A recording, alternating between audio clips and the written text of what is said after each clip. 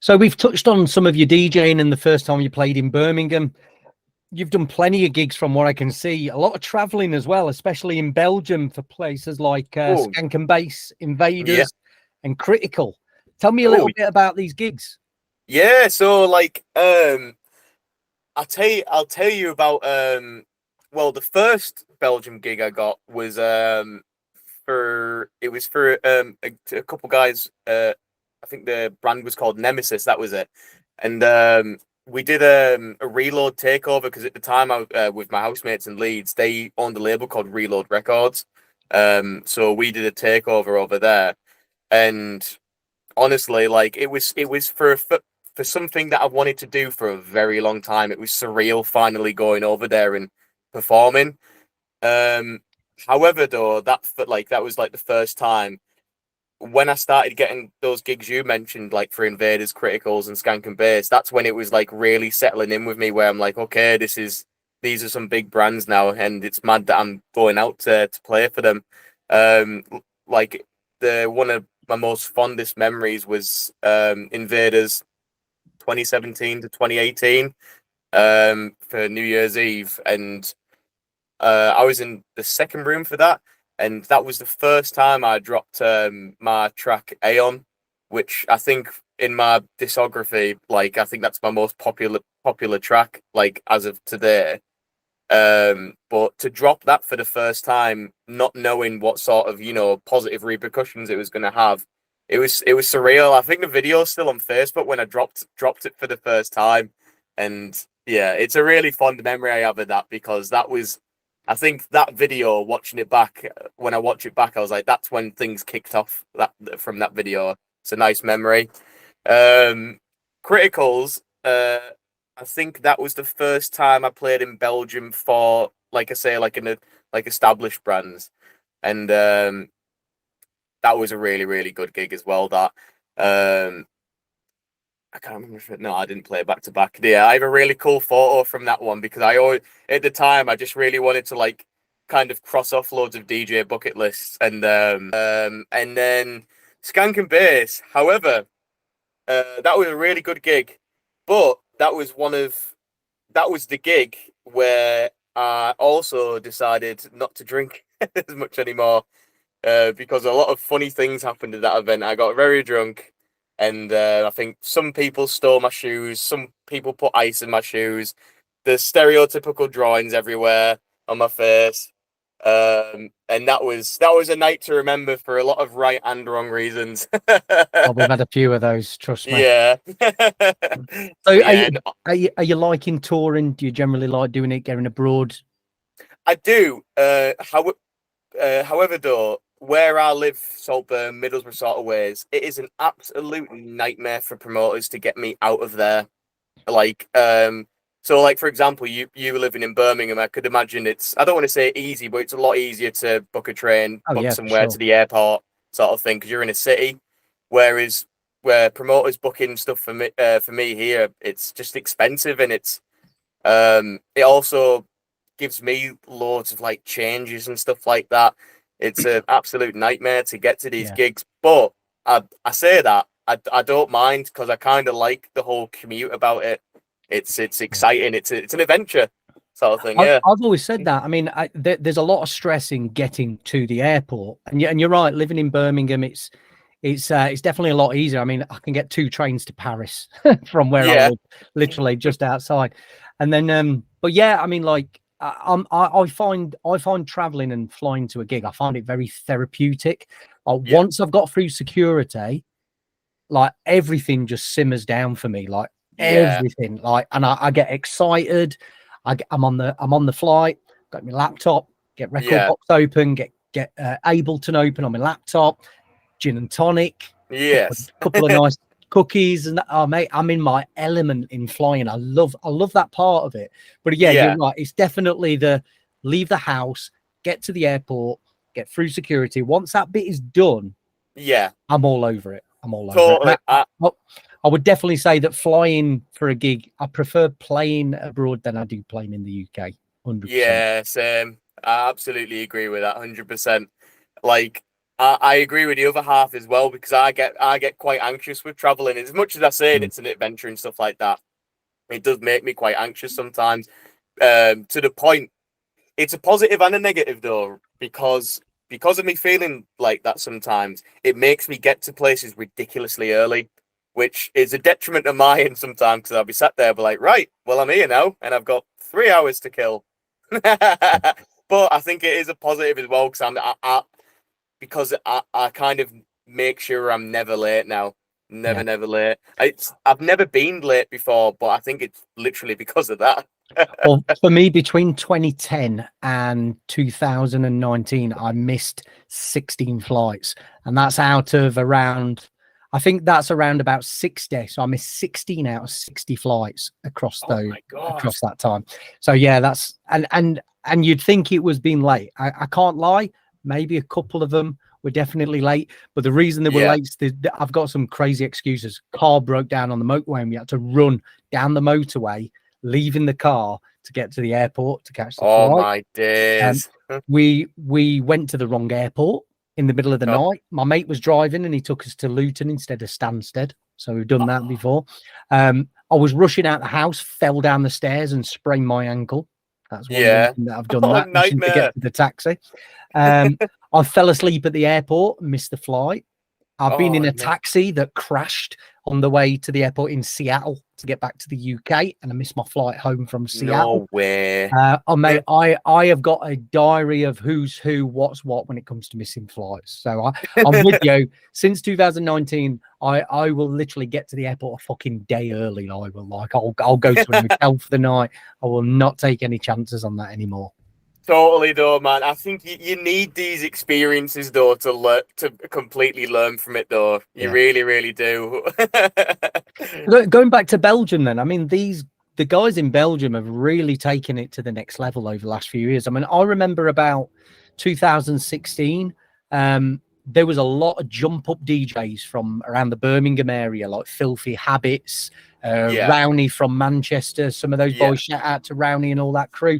They were regularly playing in Belgium. It's like there was almost like a massive surgence of UK jump up DJs going to Belgium, and it really took off from there. I mean, look at it now. They've got like Rampage, haven't they, and things like that. Yeah. Obviously, one of the biggest raves in the world, and I've had the pleasure of going to Rampage as well and playing a couple of free parties for that. But have you been to any of the bigger ones like that over there, or is it just usually the same promoters for you? So I think in terms of like an abroad gig, I think the biggest gig I played abroad was, I'm just looking at the posters. I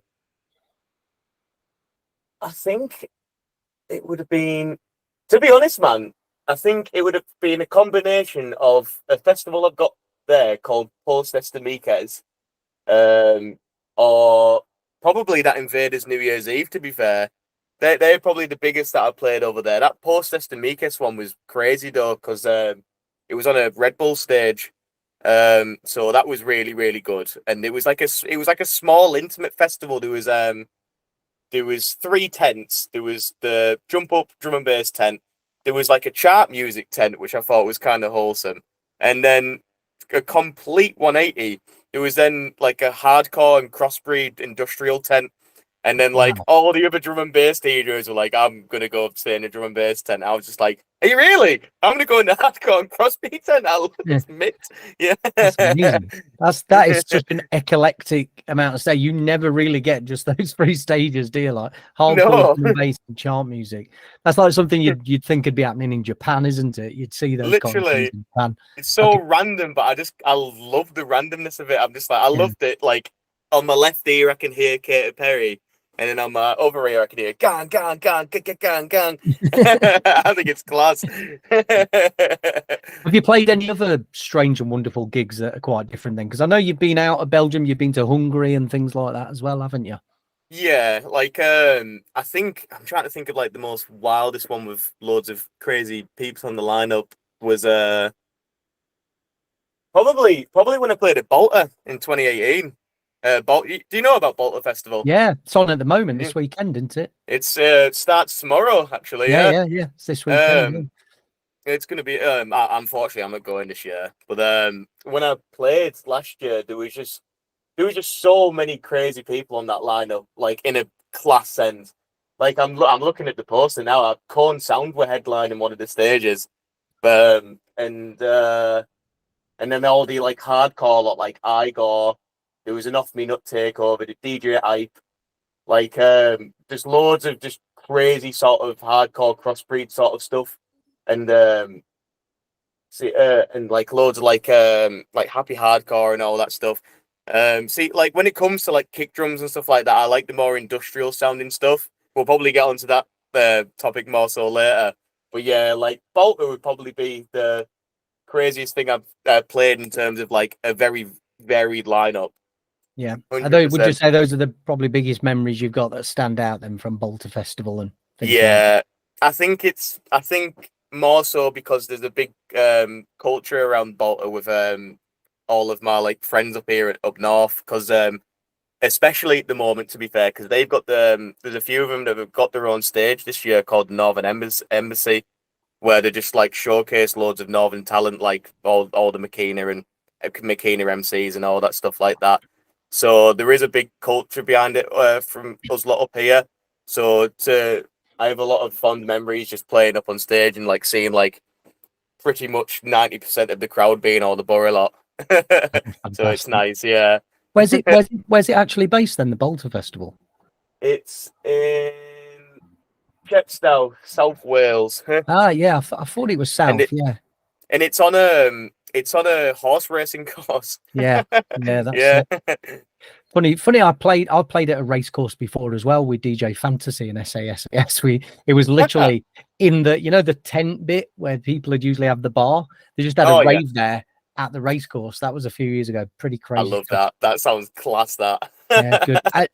Funny enough, the same promoter put on a rave at a garden centre as well, and it was like the garden centre. It was in Leamington Spa, and it had it had like just like a jungle where you walk through like this weird jungle in the garden center thing, and there'd just be like a dubstep stage there. And then you go into the big building, the big glass house building, and there'd be plants everywhere, but it'd be the drum and bass stage. Like absolutely nuts. That sounds nuts. That I love that though. But you played in Hungary as well last year, didn't you? They've got some pretty cool venues over there. How was that for you? That was good. The venue I played there was, I think it's called Analog Music Hall, and that was for Clay. For his nappy jump up, and that was mint, to be honest, because in terms of playing abroad, I've only played in Belgium up until that point, where I've then played in Budapest, and that was class. Like Clay was really like, it was sound to me, and he was dead nice. We went and got food beforehand and stuff like that, and the gig was like the gig was class. I really enjoyed it as well, because it was frat dubstep versus nappy jump up. So there was two rhythm artists from the US there too. So I was like, I get to hear like some rhythm come out of Big System. It's like far and few between that I get to hear it, and so I loved it for that. I was high-kneeing for hours, but I think what's his face was there, Bad Phase. So it was good to see him again, yeah. And that's Budapest, wasn't it? In Budapest. Yeah, it was in Budapest. And like everyone there was dead friendly as well and stuff like that. And yeah, really good experience. It's a beautiful city as well. Beautiful, yeah. 100%. I love Budapest. I've only been there about 3 or 4 times. Every time was DJing as well, but I always spent the weekend there.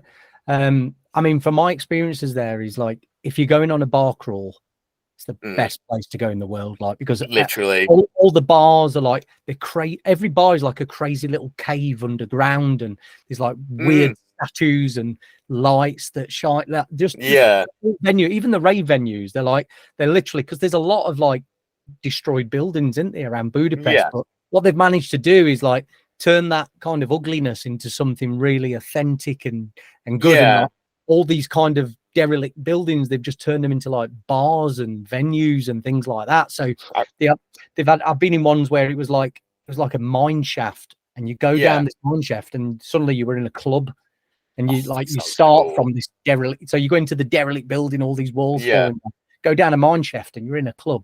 So yeah, there's I some love crazy that. places I there. really love quirky venues like that, to Oh be yeah, honest. There yeah. needs to be more of them. Oh yeah, 100%. Talking of quirky venues, June the 3rd, I'm actually playing for Neuroheads in Bristol, and Yeah. they're putting an event on in an abandoned prison. No So way, yeah, really. if you want to check it out, there's limited to 200 tickets. If you're watching this, yeah, get on it, because this is going to be absolutely insane. Absolutely insane. There's loads I of think promo vids on the Neuroheads socials as well to see it. I was just gonna say about that. I seen the promo video for that of like the guys in the prison, and I thought Yeah. I love how like that they've smashed it. That's it. I jump on event, even when I'm not playing. I jump on any events like that because it's different, isn't it? It brings a different Yeah, atmosphere. There's another level to it, isn't there? Not just the it's music. it's immersive, isn't it? Yeah, yeah. Really, That's it's it. dark grungy music in a dark grungy place. It Yeah, is that's it. immersive. It's true to what's playing, sort of thing. Yeah, Yeah, like you said with the festival, with the 3 random sounds, or even playing in a garden center like with my yeah.